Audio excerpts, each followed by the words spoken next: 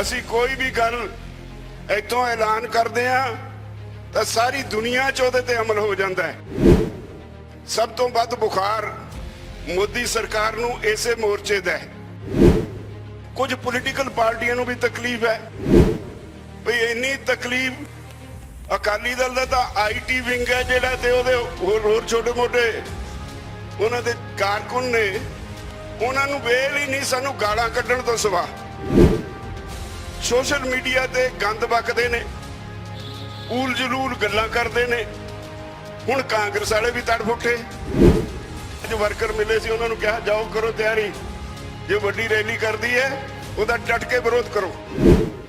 ਇਸ ਪਵਿੱਤਰ ਧਰਤੀ ਤੇ ਬੈਠੇ ਕਿਸਾਨ ਭਰਾਵੋ, ਭੈਣੋ, ਨੌਜਵਾਨੋ, ਬੱਚਿਓ ਅਤੇ ਸਟੇਜ ਤੇ ਬੈਠੇ ਮੇਰੇ ਬਹੁਤ ਸਾਰੇ ਸਾਥੀ ਆਗੂ ਸਹਿਬਾਨ, ਸਭ ਤੋਂ ਪਹਿਲਾਂ ਫਤਿਹ ਅਰਜ਼ ਕਰਦਾ ਵਾਹਿਗੁਰੂ ਜੀ ਕਾ ਖਾਲਸਾ ਵਾਹਿਗੁਰੂ ਜੀ ਕੀ ਫਤਿਹ।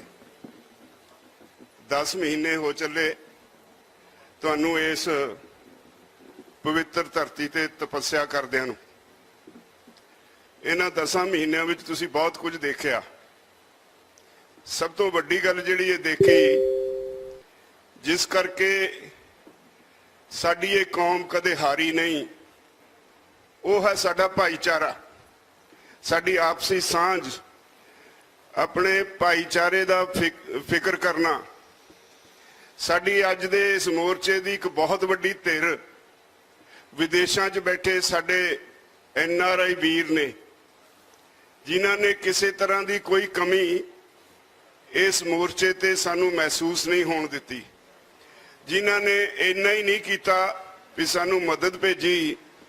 ਆਪੋ ਆਪਣੇ ਟਿਕਾਣਿਆਂ ਤੇ ਜਿੱਥੇ ਬੈਠੇ ਸੀ, ਕੋਈ ਇੰਗਲੈਂਡ 'ਚ ਸੀ, ਕੋਈ ਕੈਨੇਡਾ ਸੀ, ਕੋਈ ਅਮਰੀਕਾ, ਆਸਟ੍ਰੇਲੀਆ, ਨਿਊਜ਼ੀਲੈਂਡ, ਯੂਰਪ ਦੇ ਦੇਸ਼ਾਂ 'ਚ, ਸਾਰੀ ਦੁਨੀਆ 'ਚ ਤੁਸੀਂ ਹਰ ਰੋਜ਼ ਇਕੱਠੇ ਹੋ ਕੇ ਧਰਨੇ ਮੁਜ਼ਾਹਰੇ ਵੀ ਕੀਤੇ। ਤੁਹਾਡੀ ਇਹ ਵੀ ਬਹੁਤ ਵੱਡੀ ਸਾਡੇ ਲਈ ਹਿੰਮਤ ਸੀ ਭਈ ਤੁਸੀਂ ਉੱਥੇ ਵਸਦੇ ਜਿਹੜੇ ਸਾਡੇ ਪੰਜਾਬੀ MPs ਨੇ ਅਲੱਗ-ਅਲੱਗ ਦੇਸ਼ਾਂ ਵਿੱਚ, ਉਹਨਾਂ ਨੇ ਖੁੱਲ੍ਹ ਕੇ ਸਾਡੀ ਮਦਦ ਕੀਤੀ। ਇੰਗਲੈਂਡ ਦੀ ਪਾਰਲੀਮੈਂਟ 'ਚ ਉੱਥੇ ਦੇ ਹਾਊਸ ਆਫ ਕਾਮਨ 'ਚ 2 ਵਾਰ ਇਹਨਾਂ ਕਾਨੂੰਨਾਂ ਦੇ ਉੱਤੇ ਬਹਿਸ ਹੋਈ। ਇਹ ਬਹੁਤ ਵੱਡੀ ਗੱਲ ਹੈ। ਕੈਨੇਡਾ ਦੀ ਪਾਰਲੀਮੈਂਟ 'ਚ ਬਹਿਸ ਹੋਈ, ਆਸਟ੍ਰੇਲੀਆ 'ਚ ਹੋਈ, ਨਿਊਜ਼ੀਲੈਂਡ 'ਚ ਹੋਈ, ਯੂਨਾਈਟਿਡ ਨੇਸ਼ਨ 'ਚ ਹੋਈ, ਇੰਟਰਨੈਸ਼ਨਲ ਹਿਊਮਨ ਰਾਈਟਸ ਕਮਿਸ਼ਨ ਵੱਲੋਂ ਵੀ ਭਾਰਤ ਸਰਕਾਰ ਨੂੰ ਨੋਟਿਸ ਆਇਆ।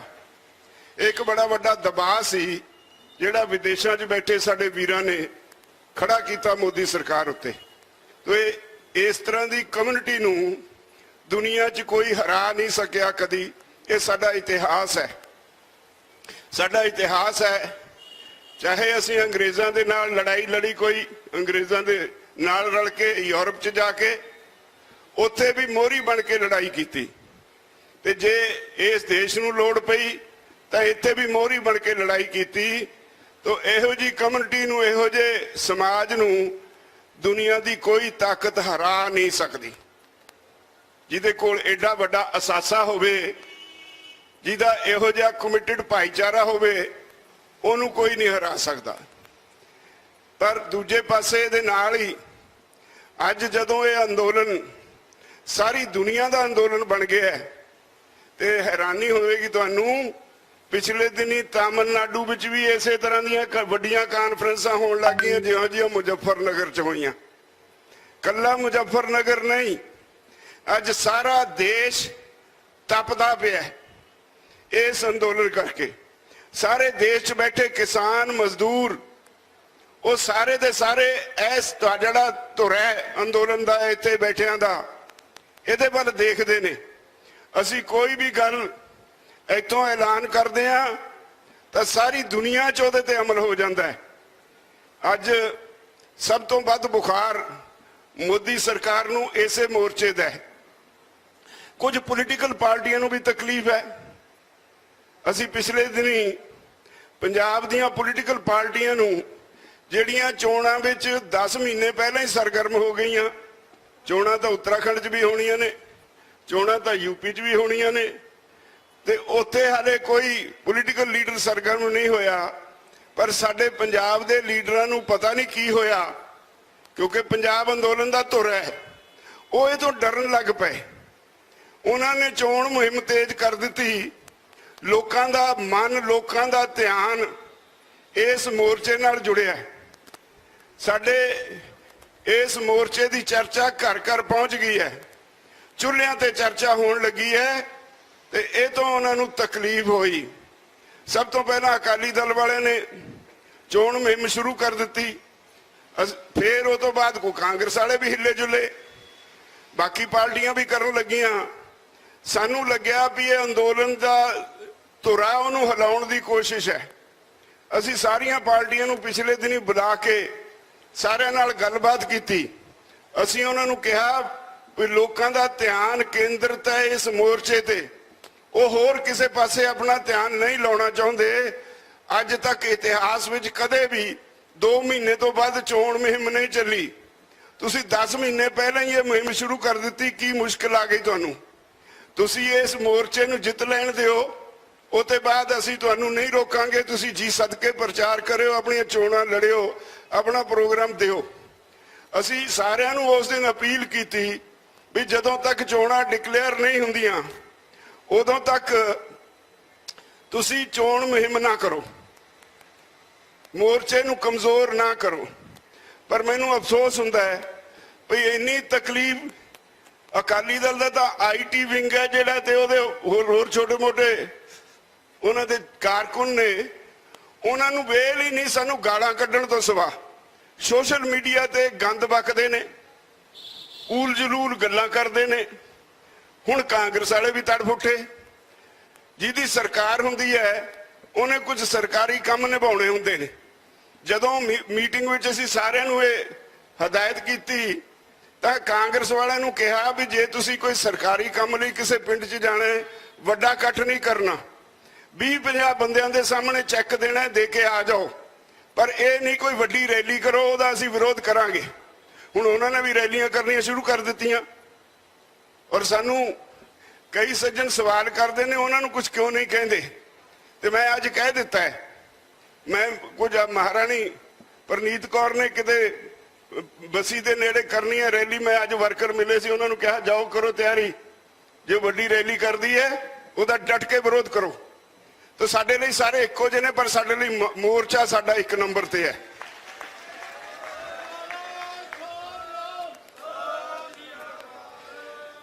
मैनू इस गल का अफसोस है भी साडे पोलीटिकल पार्टियां का मियार कितना नीवा हो गया, इखलाक कितना नीवा हो गया। गाल तो बिना उन्होंने होर कुछ आउंदा ही नहीं। उन्होंने डर लगन लग पिया भी ये मोर्चे ने जिहड़ी जागृति लै आंदी उहदे नाल लोकां नूं समझ पैण लगी भी ये 74 साल सानूं लुटदे ही रहे ने, साडा कीता किसी ने कख नहीं। किसी पार्टी की गल लै लो, लोकी उन्हां ते सवाल करन वास्ते तुर पे ने। ये उन्होंने डर लगन लग पिया हुण, और ये इत्थे ही नहीं सारे देश विच होण लग पिया। कल्ले पंजाब च नहीं ये हो रहा, हरियाणे च आ खट्टर नूं हुण तक उहदे अपने हलके च हैलीकॉप्टर नहीं उतारन दिता साडे भरावां ने। हरियाणे विच किसी मंत्री नूं, किसी MLA नूं कोई प्रोग्राम नहीं करन दिता जांदा। पंजाब हरियाणा सब तो मोहरी ने, ते इत्थे ही सब तो औखे ने पोलीटिकल लीडर। वो कहंदे ने सानू साडा अधिकार है, सानू लोकां विच जाण दिओ। असीं कहा भी तुसीं जिहड़े समाजिक समागम ने, किसी दे भोग ते जाना है, किसी दे शादी जाना है, उहदा असीं विरोध नहीं करांगे, पर जे तुसीं वड्डियां रैलियां करोगे तो असीं डट के विरोध करांगे, चाहे कोई होवे।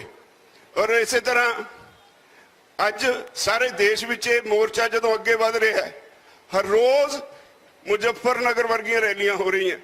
कल नूं जयपुर रैली है, मैं उत्थे जा रहा, उत्थे भी एडा ही वड्डा इकट्ठ होएगा। और उसके बाद बिहार में रैली है, किधरे छत्तीसगढ़ च रैलियां रखी हैं। इन्नी जगह ते रैलियां ने, साडे कोल वंडिया कोलों इन्नियां भुगता भी नहीं हो रही। सारा देश हिल गया, ते ओहदी तकलीफ सारे पोलीटिकल लीडरां नूं है। आई कबूतरिया होया कोई कालों कालों कहंदे ने, कोई गुरदासपुर दा, मैनूं कालों तो जट हुंदे ने ते मैनूं तां शक है। वो कहंदा जे मैं हुंदा मोदी दी जगह मैं इन्हां दी हड्डियां तोड़ के कुट के भजा दिंदा। तेरे वर्गे कई आए, बहुत भौंकड़ आए, असीं उन्हां तो डर के ਇਹ ਅੰਦੋਲਨ ਨਹੀਂ ਮੱਠਾ ਪੈਣ ਦੇਾਂਗੇ। ਔਰ ਉਹਨੂੰ ਸਮਝ ਲੈਣਾ ਚਾਹੀਦਾ ਜੇ ਅੱਗੋਂ ਤੋਂ ਇਹੋ ਜਿਹਾ ਬਕਵਾਸ ਕੀਤਾ ਤਾਂ ਇਹੋ ਜਿਹਾ ਸਬਕ ਸਿਖਾਵਾਂਗੇ, ਨਾਨੀ ਚੇਤੇ ਆ ਜਾਊ। ਕਿਸਾਨਾਂ ਬਾਰੇ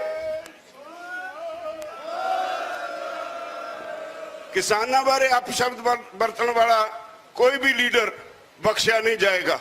ਇਹ ਅੰਦੋਲਨ ਹੈ ਜਿਹਦੇ ਨਾਲ ਸਾਡੀ ਰੋਟੀ ਰੋਜ਼ੀ ਜੁੜੀ ਹੈ। ਇਹ ਅੰਦੋਲਨ ਹੈ ਜਿਹਦੇ ਨਾਲ ਸਾਡਾ ਭਵਿੱਖ ਜੁੜਿਆ ਹੈ। ਇਹ ਅੰਦੋਲਨ ਹੈ ਤੁਸੀਂ 74 ਸਾਲਾਂ 'ਚ ਇਸ ਦੇਸ਼ ਨੂੰ ਕੁਝ ਨਹੀਂ ਦੇ ਸਕੇ। ਇੱਥੇ ਗਰੀਬੀ ਨਹੀਂ ਕੱਢ ਸਕੇ, ਇੱਥੋਂ ਬੇਰੁਜ਼ਗਾਰੀ ਨਹੀਂ ਕੱਢ ਸਕੇ, ਇੱਥੋਂ ਭ੍ਰਿਸ਼ਟਾਚਾਰ ਬੰਦ ਨਹੀਂ ਕਰ ਸਕੇ, ਇੱਥੇ ਤੁਸੀਂ ਕੁਝ ਕਰ ਨਹੀਂ ਸਕੇ। ਅੱਜ ਜੇ ਲੋਕ ਤੁਹਾਡੇ ਤੇ ਸਵਾਲ ਕਰਦੇ ਨੇ ਤਾਂ ਤੁਹਾਨੂੰ ਤਕਲੀਫ ਕਿਉਂ ਹੁੰਦੀ ਹੈ? ਇਹ ਦੇਸ਼ ਇਹਨਾਂ ਲੋਕਾਂ ਦਾ ਹੈ। ਇਹਨਾਂ ਲੋਕਾਂ ਨੂੰ ਤੁਸੀਂ ਲੁੱਟਿਆ, 74 ਸਾਲ ਲੁੱਟਿਆ। ਇਹ ਡਰਾਮਾ ਹੁਣ ਚੱਲਣ ਵਾਲਾ ਨਹੀਂ। ਅੰਦੋਲਨ ਜਿੱਤਿਆ ਵੀ ਗਿਆ ਤਾਂ ਲੋਕਾਂ 'ਚ ਇੰਨੀ ਜਾਗਰਤੀ ਆ ਗਈ, ਲੋਕ ਸਵਾਲ ਕਰਨਗੇ ਔਰ ਤੁਹਾਨੂੰ ਸਵਾਲਾਂ ਦੇ ਜਵਾਬ ਦੇਣੇ ਪੈਣਗੇ। ਅਸੀਂ ਉਹਨਾਂ ਨੂੰ ਇੱਕ ਗੱਲ ਹੋਰ ਕਹੀ ਸੀ, ਤੁਸੀਂ ਬੜੇ ਬੜੇ ਵਾਅਦੇ ਕਰ ਲੈਂਦੇ ਹੋ। ਆ ਕੈਪਟਨ ਨੇ ਗੁਟਕਾ ਸਾਹਿਬ ਹੱਥ 'ਚ ਫੜ ਕੇ ਸਹੁੰ ਚੁੱਕ ਲਈ, ਬੜੇ ਬੜੇ ਵਾਅਦੇ ਕਰ ਲਏ, 90,000 ਕਰੋੜ ਦਾ ਕਰਜ਼ਾ ਮਾਫ ਕਰ ਦਊਂ, ਤੇ ਕੀਤਾ ਕੱਖ ਵੀ ਨਹੀਂ। ਊਂਠ ਤੋਂ ਛਾਣ ਨਹੀਂ ਲਾਉਣ ਜਿੰਨਾ ਵੀ ਕੀਤਾ ਨਹੀਂ।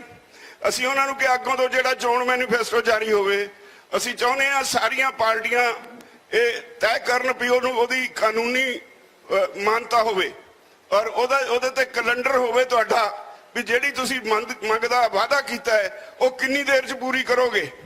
ਜੇ ਨਾ ਕਰੋ ਤਾਂ ਤੁਹਾਡੇ ਖਿਲਾਫ ਕਾਨੂੰਨੀ ਕਾਰਵਾਈ ਹੋਏ। ਅੱਗੋਂ ਤੋਂ ਐਵੇਂ ਨਹੀਂ ਚੱਲਣਾ। ਅਸੀਂ ਮੈਨੀਫੈਸਟੋ ਦੇਖਾਂਗੇ ਪਰ ਉਹਦੀ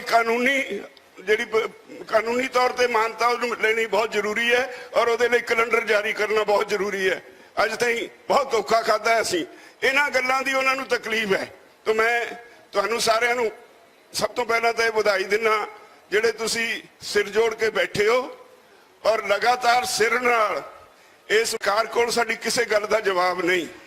ਇਸ ਲਈ ਸਰਕਾਰ ਬਹਾਨੇ ਭਾਲਦੀ ਹੈ, ਸਾਨੂੰ ਕੋਈ ਇਹੋ ਜਿਹਾ ਰਸਤਾ ਦੱਸੋ ਜਿਹਦੇ ਨਾਲ ਸਾਡੀ ਇੱਜ਼ਤ ਬਚੇ। ਹੁਣ ਸਰਕਾਰ ਨੂੰ ਇੱਜ਼ਤ ਦਾ ਫਿਕਰ ਪਿਆ ਤੇ ਤੁਹਾਡੀਆਂ ਮੰਗਾਂ ਦਾ ਨਹੀਂ। ਉਹ ਕਹਿੰਦੇ ਮੰਗਾਂ ਤਾਂ ਅਸੀਂ ਮੰਨ ਲਈਏ ਪਰ ਸਾਡੀ ਬੇਇੱਜ਼ਤੀ ਬਹੁਤ ਹੈ। ਅੱਜ ਤੱਕ ਕਦੇ ਵੀ ਕੋਈ ਕਾਨੂੰਨ ਇੰਨਾ ਛੇਤੀ ਵਾਪਸ ਨਹੀਂ ਹੋਇਆ ਜਿੰਨਾ ਛੇਤੀ ਇਸ ਕਾਨੂੰਨਾਂ ਦਾ ਵਿਰੋਧ ਹੋਇਆ। ਇਹਦੀ ਸਰਕਾਰ ਨੂੰ ਚਿੰਤਾ ਹੈ। ਇਹਨੂੰ ਅਸੀਂ ਛੇਤੀ ਸਰਕਾਰ ਨੂੰ, ਮੈਨੂੰ ਉਮੀਦ ਲੱਗਦੀ ਹੈ ਜਿੱਦਾਂ ਸਾਰਾ ਦੇਸ਼ ਹਿੱਲ ਪਿਆ, ਅਸੀਂ ਸਰਕਾਰ ਨੂੰ ਬਹੁਤ ਛੇਤੀ ਢਾਹ ਲਵਾਂਗੇ ਔਰ ਬਹੁਤ ਛੇਤੀ ਜਿੱਤ ਪ੍ਰਾਪਤ ਕਰਕੇ ਘਰਾਂ ਨੂੰ ਜਾਵਾਂਗੇ। ਮੈਂ ਤੁਹਾਨੂੰ ਸਾਰਿਆਂ ਨੂੰ ਬੇਨਤੀ ਕਰਾਂਗਾ ਜਿਹੜੇ ਪਿੱਛੇ ਬੈਠੇ ਨੇ ਉਹਨਾਂ ਨੂੰ ਟੈਲੀਫੋਨ ਕਰੋ, ਸਾਰੇ ਰਲ ਕੇ ਇੱਕ ਹੰਬਲਾ ਹੋਰ ਮਾਰੀਏ ਤਾਂ ਕਿ ਮੋਦੀ ਸਰਕਾਰ ਤੁਹਾਡੇ ਅੱਗੇ ਗੋਡੇ ਟੇਕਣ ਲਈ ਮਜਬੂਰ ਹੋਏ। ਵਾਹਿਗੁਰੂ ਜੀ ਕਾ ਖਾਲਸਾ, ਵਾਹਿਗੁਰੂ ਜੀ ਕੀ ਫਤਿਹ।